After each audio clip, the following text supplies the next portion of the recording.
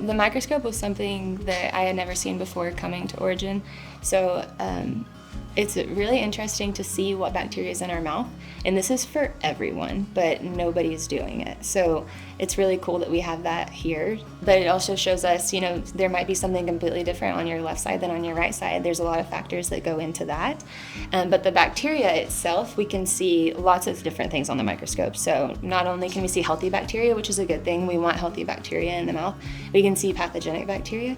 I can see white blood cells, I can see red blood cells, I can see parasites, amoebas, all sorts of different things that may indicate health or may indicate disease, may indicate inflammation, infection, things like that. The things that you wouldn't know if you weren't looking at it on the microscope slide. So we say here it starts at the mouth. Everything into our body can start there. So the bacteria in our mouth doesn't just stay in our mouth. So we swallow, it goes down. It can actually travel upstream as well. It can get into the bloodstream.